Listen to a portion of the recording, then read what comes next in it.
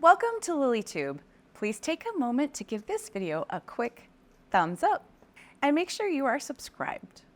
Today we are talking about the TV show Marriage versus Mortgage, where couples decide between having a big wedding or buying a house. We'll share our thoughts and observations about how much money it really takes to get married these days. Stick around for an interesting discussion after a quick word from our sponsor. This video is sponsored by Canyon Foot and Ankle. From simple nail care to advanced trauma and reconstructive care, their podiatrists have the training and skills needed to resolve even the most complex cases. Treat your feet to the exceptional care they deserve. Let's dive into some of the decisions made on Marriage versus Mortgage in New to Nashville, where the first couple in this season were torn between an expensive wedding and settling down into a home. They ultimately chose wedding, saying, "We want this day to be unforgettable for everyone." While it's understandable to want a memorable wedding, Jeff and I believe there's a lot to be said for investing in a home first, especially if you're not independently wealthy. Exactly, Cathy. I remember my first job post-college. It was a great career move, but it didn't pay very much. And my former wife and I had to budget literally down to the penny. And having a down payment for a house would have been such a godsend. It would have reduced our monthly outlay for living expenses and allowed us to build equity. Paying a mortgage often means keeping the same payment over time, which is stable, while rent increases with inflation. So I think the house made a lot more sense. I agree, Jeff. And on the flip side, in the Adopting New Traditions episode, the couple chose house over an Elvis-themed wedding, explaining, "We wanted to create a stable environment for our future children. Choosing a house over an extravagant wedding can significantly increase financial stability for children by providing a secure and consistent home environment. This stability helps in budgeting, saving for future education, and ensuring that the family has a long-term asset." Yeah, the next episode after that was called Mother Knows Best, and the couple opted for a big wedding, and they were influenced by family traditions and personal desires. And they said, "We just couldn't imagine our special day without the ranch dressing fountain and Dad's cigars." Now, it's a sentimental choice, I understand. But again, it emphasizes the emotional pull over practical considerations. I want to be a little unromantic for a second. The truth is, you can have a nice wedding without breaking the bank. The main thing about the wedding is not an elaborate decorations or spectacular venue, but the vows you're making to each other before God and your loved ones. Have a nice wedding, but don't jeopardize your financial well-being for a party that lasts, let's face it, one day. In the next episode, Before Deployment, another couple decided on a house because they wanted to ensure that they had a stable home base before one of their partner was deployed. Their reasoning was, the wedding can wait, but having a home to come back to is more important. You don't need to wait and save tens of thousands of dollars for a wedding. Jeff and I served cake bites for a fraction of the cost of a traditional wedding cake. We also provided a lunch for all-you-can-eat fajitas for 35 people at a local restaurant. And I wore a dress that we bought in Ethiopia for $20, which we got many positive comments about. Now, Jeff wore his Sunday suit, a friend cooked wings, another friend made relish trays for the reception, and we had an amazing time. I think the most we spent was on a photographer, and the total budget was about $1,000. That's it. There was no bride in tears because flowers were wrong.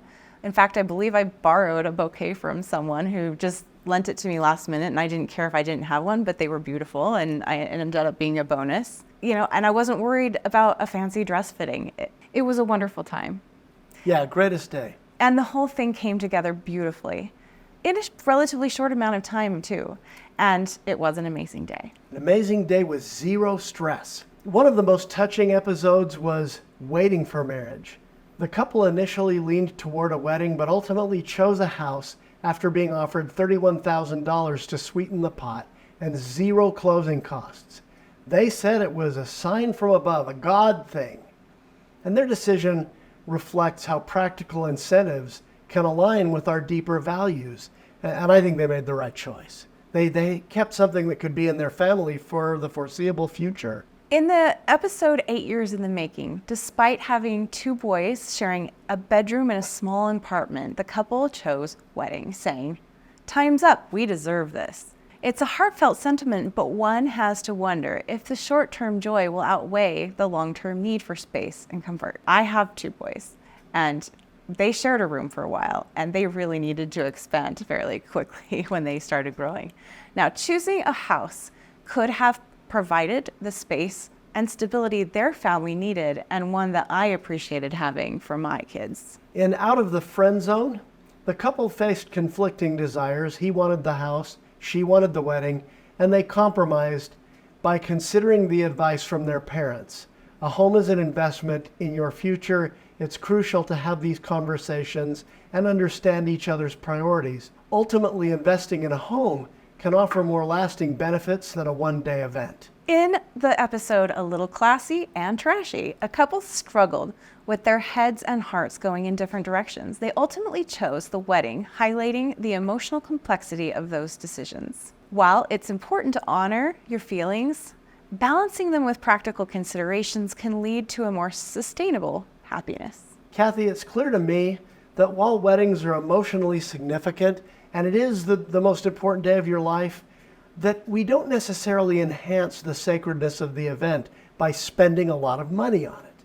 We can do a really beautiful wedding, and we did, for around $1,000. And we didn't have our parents paying for it, so we were motivated to save some money. And for those who have not watched the show, they're talking somewhere in the realm of $20,000 to $30,000 or more for either a down payment on a house or a wedding. Why can't you have both? Right. Spend $1,000, have a great day, and get the mortgage, get the house. Right. Now, maybe we're being really practical and it feels unromantic, but for us, we think you're trying to build not just a day together. It's not just about the wedding, it's about the marriage. It's about the future and the relationship you're building for all time and beyond. So we kind of think owning a bigger share of your own home is something that could give you a real nice kickstart to a life together. Now, maybe you don't have the choice of either of those, a big wedding or somebody giving you $30,000 down on a home. We just want to suggest that make smart decisions. Your wedding doesn't have to cost tens of thousands of dollars to be a beautiful day. Absolutely, Jeff. And we also want to mention that our previous video on thriving financially after divorce, where we discuss the importance of financial stability in relationships, is a valuable resource for understanding the impact of financial decisions.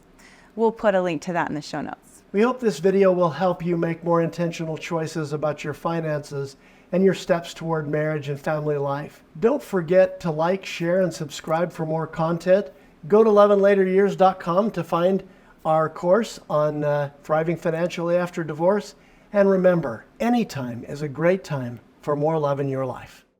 Thanks for joining us for another week on LilyTube. If you enjoy what you see, support us by liking, commenting, and sharing your favorite videos with others who could benefit. As single life and relationship coaches, our mission is to help single adults intentionally heal from loss to create a happy life and healthy relationships. Keep coming back and we'll keep you encouraged. Each week, we provide new and refreshing perspectives on the challenges and opportunities of mid-single life. If you'd like to immerse yourself deeper into your own personal development and relationship journey, visit our website at loveandlateryears.com for even more resources.